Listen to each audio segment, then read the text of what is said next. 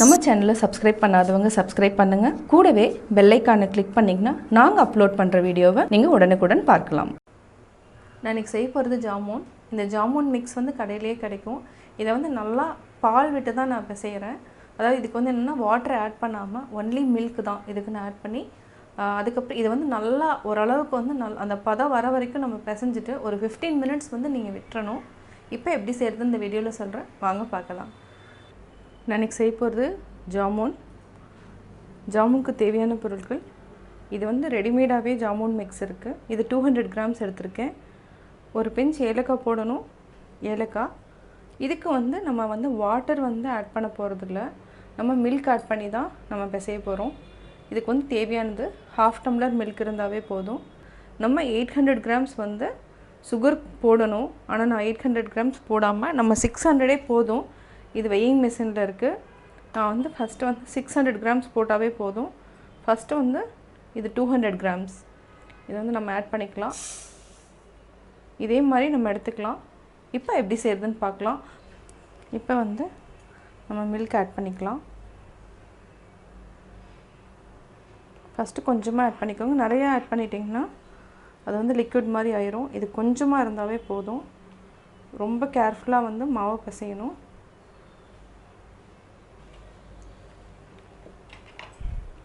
இதை வந்து எவ்வளோ நம்ம சாஃப்டாக இந்த மாதிரி வருது அந்தளவுக்கு வந்து நம்ம நல்லா ப்ரெஷர் கொடுத்து தான் பிசையணும். அப்போ தான் வந்து ஜாமுன் வந்து நல்லா டேஸ்ட்டாக இருக்கும். வந்து நான் ஒரே ஒரு டேபிள் ஸ்பூன் வந்து கீ ஆட் பண்ணிக்கிறேன். இன்னும் ஒரே ஒரு ஸ்பூன் வந்து மில்க் ஆட் பண்ணால் போதும். அவ்வளோதான் இருக்குது. நான் எடுத்தது வந்து 1/2 டம்ளர் தான் எடுத்திருக்கேன். இவ்வளோ தான் இருந்தால் போதும். அந்த கன்சிஸ்டன்சி வந்து கரெக்டாக வந்துடும்.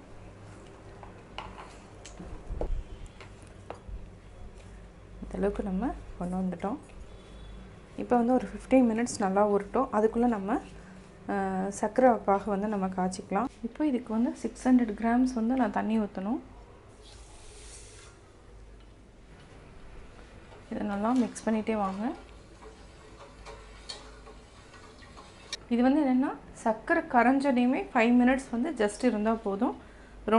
கம்பி பதமோ அது மாதிரி காய்ச்சக்கூடாது. அப்போ ஜாமுன் வந்து பர்ஃபி மாதிரி ஆயிரும். வேணும்னா ரோஸ் எசன்ஸ் இல்லைனா வெண்ணிலா எசன்ஸ் ஊற்றிக்கலாம். நான் வந்து அதுக்கு பதிலாக நான் ஏலக்காய் தான் ஆட் பண்ணுறேன். இதுக்கு வந்து நான் வேறு எதுவும் அடிஷ்னலாக எதுவுமே ஆட் பண்ணல. இப்போது சர்க்கரை வந்து நல்லா கரைஞ்சிருச்சு. நம்ம இப்போ வந்து ஹை ஃப்ளேமில் வச்சுட்டு ஒரு 5 மினிட்ஸ் வந்து கொதிச்சா போதும். அதுக்கு மேலே தேவையில்லை. இப்போ இந்த பதம் கரெக்டாக இருக்கும். ஒரு 5 மினிட்ஸ் ஆயிடுச்சு. இப்போ நம்ம ஆஃப் பண்ணிக்கலாம். இப்போ ஆல்ரெடி நம்ம ரெடி பண்ணி வச்சுருக்குறோம். ஒரு 15 மினிட்ஸ் ஆயிடுச்சு. இப்போ நம்ம இதை 3 பார்ட்டாக பிரிச்சுக்கலாம்.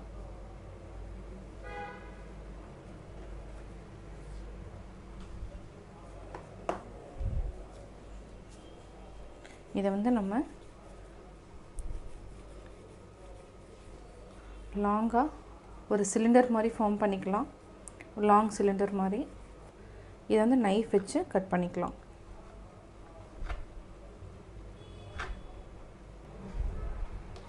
இதே மாதிரி நம்ம மூணுமே செஞ்சிடலாம் சிலிண்டர். இப்போ வந்து நம்ம பால் மாதிரி மேக் பண்ணி இப்போ வந்து ஒரு இது எல்லாமே பால் பண்ணிவிட்டு, அதாவது பால் பண்ணிவிட்டு ஓவல் ஷேப்பு கொண்டு வந்துட்டேன். இந்த ஷேப்பில் எடுத்திருக்கேன். இதுக்கு வந்து ரீஃபைண்ட் ஆயில் தான் ஆட் பண்ணுறேன். கொஞ்சமாக இருந்தால் போதும். இப்போது இதுக்கு வந்து என்னென்னா ஆயில் வந்து நம்ம வந்து கொதிக்க விட, அதாவது மீடியமில் இருந்தால் போதும். அப்போ தான் வந்து இந்த இது உள்ளே இருக்கிறது எல்லாமே வேகும். இப்போ வந்து நம்ம எல்லாத்தையுமே போட்டு எடுத்துக்கலாம். சிம்மில் வச்சுக்கோங்க, ஹை ஃப்ளேமில் வைக்காதீங்க. இதை வந்து நல்லா மிக்ஸ் பண்ணி விடுங்க. பார்த்திங்கன்னா உடனே வந்து இது வந்து இதாயிரும். நம்ம ரொம்ப கேர்ஃபுல்லாக எடுக்கணும்.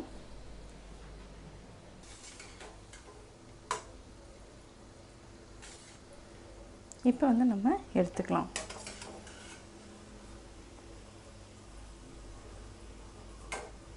ஃபஸ்ட்டு நம்ம ஏதாவது ஒரு இது மாதிரி பவுலில் எடுத்து வச்சுக்கோங்க. நம்ம லாஸ்ட்டில் வந்து எல்லாத்தையுமே நம்ம வந்து சர்க்கரை அது காய்ச்சி வச்சுருக்கோம், அதில் நம்ம போட்டுக்கலாம்.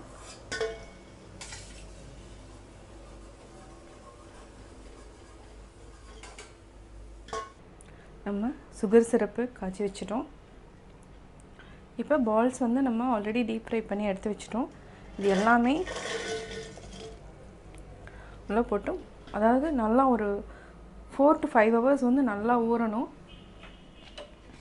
அப்போ தான் வந்து இந்த ஜாமுன் வந்து நல்லாயிருக்கும். நான் ஜாமுன் எப்படி செஞ்சேங்கிறது பார்த்தீங்க. இது ரொம்ப குயிக்காக பண்ண வேண்டிய டிஷ். இது தீபாவளி எல்லாத்துக்குமே நம்ம செஞ்சுக்கலாம். சின்ன சின்ன ஃபங்க்ஷன் எல்லாத்துக்குமே நம்ம இதை வந்து ஜாமுன் செய்யலாம். நீங்களும் வீட்டில் ட்ரை பண்ணி பார்த்துட்டு உங்களுடைய கமெண்ட்ஸ் எனக்கு சொல்லுங்கள். பிடிச்சிருந்தா லைக் பண்ணுங்கள். மறக்காமல் எங்கள் சேனலை சப்ஸ்கிரைப் பண்ணுங்கள். நான் இன்றைக்கி செய்ய போகிறது பூந்தி லட்டு. இதுக்கு வந்து கடலை மாவு 1 கப் எடுத்துக்கலாம். இதை வந்து ரொம்ப திக்காகவும் இல்லாமல் ஒரு தண்ணி பதத்துக்கு நல்லா கரைச்சி வச்சுட்டு அதுக்கப்புறம் டீப் ஃப்ரை பண்ணிவிட்டு நம்ம சுகர் சிரப் வந்து ஒரே ஒரு கம்பி பதம் இருந்தாவே போதும். அதை வந்து காய்ச்சிட்டு இது கூட மிக்ஸ் பண்ணி செய்ய போகிறோம். அது மிக்ஸ் பண்ணுறப்ப என்னென்னா நம்ம கொஞ்சம் வந்து மிக்சியில் அடித்து தான் செய்ய போகிறோம். வாங்க எப்படி செய்கிறதுன்னு பார்க்கலாம். நான் இன்றைக்கி செய்ய போகிறது பூந்தி லட்டு.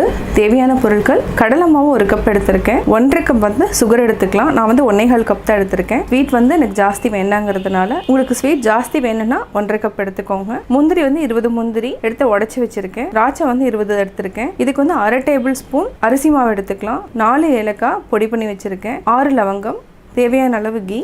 ஃபஸ்ட்டு வந்து நம்ம பூந்தி ரெடி பண்ணணும். அதுக்கு வந்து மாவு வந்து நல்லா கரைச்சிக்கலாம். சுகர் சிரப் வந்து 1 கம்பி பதத்துக்கு நம்ம இப்போ காய்ச்சிக்கலாம். ஒரு கடாய் வச்சாச்சு. ஃபஸ்ட்டு நம்ம சுகர் போட்டுட்டு இதுக்கு வந்து இந்த கப்பில் நான் எடுத்திருக்கேன். இதில் 2 கப் அளவுக்கு தண்ணி ஊற்றிக்கலாம். நம்ம இது 1 கம்பி பதத்துக்கு காய்ச்சிட்டு தனியாக எடுத்து வச்சுக்குவோம். சர்க்கரை நல்லா கரையட்டும். கடலை மாவில் நம்ம கொஞ்சமாக அரிசி மாவு ஆட் பண்ணிக்கலாம். ஃபஸ்ட்டு நம்ம நல்லா கெட்டியாக பிசைஞ்சிக்கலாம். அப்போ தான் வந்து கட்டி இல்லாமல் இருக்கும். இந்த மாவு வந்து நல்லா சலிச்சு வச்சுருக்கோம். இல்லைனா வந்து கட்டி நிறையா பிடிக்கும். லட்டு மைசூர்பா செய்கிறப்ப என்னென்னா கடலைப்பருப்பை நம்மளே வந்து மிஷினில் கொடுத்து அரைச்சிக்கணும். அப்போ தான் வந்து டேஸ்ட்டும் நல்லாயிருக்கும். கடையில் வாங்கி அந்த ரெடிமேட் மாவு வாங்க வேண்டாம். இது வந்து என்னென்னா மிஷினில் கொடுத்து அரைச்ச மாவு. இன்னுமே கொஞ்சம் தண்ணி ஆட் பண்ணிக்கலாம். இன்னும் கொஞ்சமாக தண்ணி ஊற்றிக்கலாம். அதாவது 1 டேபிள் ஸ்பூன் அளவுக்கு ஊற்றிக்கலாம். தண்ணி வந்து ஜாஸ்தியும் ஆகக்கூடாது, கம்மியாகவும் இருக்கக்கூடாது. கரெக்டான இதில் இருந்துச்சுன்னா எண்ணெயும் ரொம்ப இழுக்காது. இப்போ நம்ம சின்ன சின்னதாக ஓட்டை இருக்கிற கரண்டியில் தான் ஊற்ற போகிறோம். அதில் ஊற்றுனா கரெக்டாக விழுகணும். அந்த பதத்துக்கு நம்ம காய்ச்சிட்டோம். சின்ன சின்னதாக ஓட்டை இருக்கிற கரண்டியில் நம்ம ஊற்றணும். இப்போ வந்து அந்த பதத்துக்கு வந்து நம்ம நல்லா கரைச்சிருக்கோம். எண்ணெயை நல்லா சூடு பண்ணிவிட்டு நம்ம ஊற்றிக்கலாம். சர்க்கரை நல்லா கரைஞ்சிருச்சு. நல்லா கொதி வரணும். கரெக்டாக ஒரே ஒரு கம்பி பதம் வரப்போ நம்ம பார்த்துட்டு ஆஃப் பண்ணிடணும். இப்போ கொதிக்க ஆரம்பிச்சிருச்சு. நல்லா கொதிக்கட்டும். நல்லா கொதிச்சிட்ருக்கு. இப்போ வந்து ஒரு 2 மினிட்ஸில் ரெடி ஆகிடும். இப்போ பார்த்தீங்கன்னா அதாவது அந்த லாஸ்ட்டில் இந்த ட்ராப் வந்து அப்படியே கம்பி மாதிரி விழுகும். அதான் 1 கம்பி பதம். இப்போ நம்ம ஆஃப் பண்ணிடலாம். இப்போ ரெடி ஆகிடுச்சு. இப்போது ரெடி ஆகிடுச்சு. இப்போ பார்த்தோன்னா தெரியும் சூடாக இருக்குது. இப்போ நம்ம ஒரு கடாயில் எண்ணெய் வச்சுட்டோம். இதை வந்து என்னென்னா கிறிஸ்பியாக எடுக்க வேண்டாம். நம்ம வந்து அரை வேக்காட்டில் எடுத்தாவே போதும். ஏன்னா பூந்தி லட்டுக்கு வந்து என்னென்னா கிறிஸ்பி ஆகக்கூடாது, லைட்டாக இருந்தாவே போதும். நல்லா எண்ணெய் காயிட்டோம். இது எண்ணெய்க்குள்ளே வந்து நம்ம இந்த மாதிரி ஓட்டை இருக்கிறத எடுத்துக்கலாம். இதில் ஊற்றிட்டு நல்லா பூந்தி கீழே வந்ததுக்கப்புறம் நம்ம என்ன பண்ணணும்னா அந்த அதாவது பபிள்ஸ் மாதிரி வருது அடங்கணுன்னே நம்ம எடுத்துடணும். ஃபுல்லாக வேக வச்சுட்டுனா ரொம்ப கிறிஸ்பி ஆயிரும். இதை வந்து கொஞ்சமாக இருந்தாவே போதும். ஃபஸ்ட்டு செக் பண்ணி பார்த்துக்கலாம். இப்போ லைட்டாக மேலே வர ஆரம்பிச்சிருக்கு. இன்னும் ஒரு 2 நிமிஷம் நல்லா காஞ்சிருட்டோம். இப்போ நம்ம ஊற்றிக்கலாம். இது வந்து பெருசாக இருந்தாலும் நீங்கள் ஒன்றும் இது பண்ணிக்க வேண்டாம், போதும். இந்த அளவுக்கு இதை வந்து நம்ம 4 டைம் திருப்பி போட்டுட்டு எடுத்துக்கலாம். இதுலேயே நல்லா எண்ணெயை வடிச்சுக்கோங்க. கரெக்டாக இந்த மாதிரி ஏதாவது ஒரு கண்டெய்னரில் எடுத்து வச்சுக்கோங்க. நம்ம இதே மாதிரி எல்லாத்தையுமே போட்டு எடுத்துக்கலாம். ஆல்மோஸ்ட் பார்த்திங்கன்னா ஈவனாக இருக்கும். இந்த மாதிரி இருக்கும். நம்ம அதுக்கப்புறம் என்னென்னா நம்ம கொஞ்சம் இதில் பாதி மட்டும் எடுத்துகிட்டு நம்ம மிக்சியில் அடிச்சுக்கலாம். இதே மாதிரி நம்ம எல்லாத்தையுமே போட்டு எடுத்துக்கலாம். இப்போது பூந்தி ரெடி ஆகிடுச்சு. அதாவது இது என்னென்னா கொஞ்சம் வதவதன் தான் இருக்கும், பார்த்தீங்கன்னாவே தெரியும். நம்ம வந்து இதில் இருக்கிற பாதியை வந்து நம்ம மிக்சியில் ஒரு அடி அடிச்சுக்கலாம். ரொம்ப ஓட்ட வேண்டாம். ஒரு 10 செகண்ட்ஸ் மட்டும் மிக்சியில் ஓட்டிக்கலாம். மிக்சியில் நம்ம ஓட்டிட்டோம். 10 செகண்ட்ஸ் மட்டும்தான் ஓட்டியிருக்கு. ரொம்ப ஓட்டிங்கன்னா பொடியாயிரும். பொடியாக வேண்டாம். முந்திரி திராட்சை இது ரெண்டையும் இதையும் நம்ம ஆட் பண்ணிக்கலாம். இதை நல்லா மிக்ஸ் பண்ணிக்கோங்க. இப்போ நம்ம பாகு ஆட் பண்ணணும். இதில் வந்து ஏலக்காய் எல்லாமே நம்ம இதில் மிக்ஸ் பண்ணியிருக்கோம். நல்லா வாசமாக இருக்கும். நல்லா மிக்ஸ் பண்ணிவிட்டு ஒரு 2 மினிட்ஸ் வச்சுருங்க. நல்லா டைட்டாக லட்டு பிடிக்கணும். ஒரு 2 மினிட்ஸ்க்கு அப்புறம் நம்ம பிடிச்சிக்கலாம். சூடாக இருக்குது. சூடாக ஆறிடுச்சு. இப்போ நம்ம லட்டு பிடிச்சிக்கலாம். இது வந்து கலர் ஆட் பண்ணாத லட்டு. சைஸ் வந்து உங்களுக்கு என்ன சைஸ் வேணுமோ நீங்கள் அந்த சைஸில் பிடிச்சிக்கோங்க. இதே மாதிரி நம்ம எல்லா லட்டையும் பிடிச்சி வச்சுக்கலாம். லட்டு ரெடி ஆயிடுச்சு. ஒன்றா நம்ம இந்த மாதிரி பிடிச்சி வச்சுக்கலாம். சுவையான லட்டு தயாராகிடுச்சு. சுவையான பூந்தி லட்டு தயார். நான் பூந்தி லட்டு எப்படி செஞ்சேங்கிறத பார்த்தீங்க. கட்டாயம் உங்களுக்கு பிடிச்சிருக்கும். நீங்களும் வீட்டில் ட்ரை பண்ணி பார்த்துட்டு உங்களுடைய கமெண்ட்ஸ் எனக்கு சொல்லுங்கள். பிடிச்சிருந்தால் லைக் பண்ணுங்கள். மறக்காமல் எங்கள் சேனலை சப்ஸ்கிரைப் பண்ணுங்கள். எனக்கு செய்ய போகிறது ரசகுல்லா. நம்ம 1 லிட்டர் மில்க், அதாவது ஃபுல் க்ரீம் மில்க் எடுத்துக்கலாம். இதில் லெமன் ஜூஸ் விட்டுட்டுனா பன்னீர் கிடைக்கும். அந்த பன்னீரை நல்லா மாவு மாதிரி, அதாவது சப்பாத்தி மாவு பதத்துக்கு பிசைஞ்சிட்டு அதுக்கப்புறம் சுகர் சிரப்லேயே நல்லா வேக வைக்கணும். அதை 25 மினிட்ஸ் நல்லா வேக வைக்கணும். அதுக்கப்புறம் ரசகுல்லா ரெடி ஆயிரும். வாங்க எப்படி செய்கிறதுன்னு பார்க்கலாம். நான் இன்றைக்கி செய்ய போகிறது ரசகுல்லா, தீபாவளி ஸ்பெஷல். தேவையான பொருட்கள், நம்ம 1 லிட்டர் ஃபுல் க்ரீம் மில்க் எடுத்துக்கலாம். 1 கப் சுகர் எடுத்துக்கலாம். லெமன் ஜூஸ் 2 டேபிள் ஸ்பூன் எடுத்திருக்கேன். 3 ஏலக்காய். நம்ம தோல் எடுத்துட்டு அந்த சீட் மட்டும் நல்லா தட்டி போட்டுக்கலாம். ஃபர்ஸ்ட் நம்ம 1 லிட்டர் பாலை காய்ச்சிட்டு நம்ம ஃபர்ஸ்ட் பன்னீர் ப்ரிப்பேர் பண்ணிக்கலாம். இப்போ எப்படி செய்யறதுன்னு பார்க்கலாம். இப்போ அடுப்பில் 1 லிட்டர் பால் காய்ச்சறதுக்காக வச்சிருக்கேன். ஃபர்ஸ்ட் நல்லா பொங்கி வரட்டும். அதுக்கப்புறம் நம்ம கொஞ்சம் கொஞ்சமாக லெமன் ஜூஸ் ஆட் பண்ணிக்கலாம். இப்போ பால் பொங்கி வர போகுது. எப்போவுமே ரசகுல்லா செய்கிறப்போ நீங்கள் ஃபுல் க்ரீம் மில்க் வாங்கிக்கோங்க. அப்போ தான் நல்லா பன்னீர் நல்லா கெட்டியாகவும் இருக்கும். ரசகுல்லா டேஸ்ட்டாகவும் இருக்கும். இப்போ சிம்மில் வச்சுக்கோங்க. ஆஃப் பண்ணிக்கலாம். இப்போ நான் லெமன் ஆட் பண்ணிக்கிறேன். நல்லா மிக்ஸ் பண்ணிகிட்டே வாங்க. இப்போ பார்த்தீங்கன்னா தெரியும், இந்த லெமனையும் நம்ம ஆட் பண்ணிக்கலாம். இது நல்லா மிக்ஸ் பண்ணிகிட்டே இருங்க. ஆஃப் பண்ணிவிட்டு திருப்பியும் சிம்மில் வைக்கிறேன். இப்போது இந்த மாதிரி ஆயிரும்.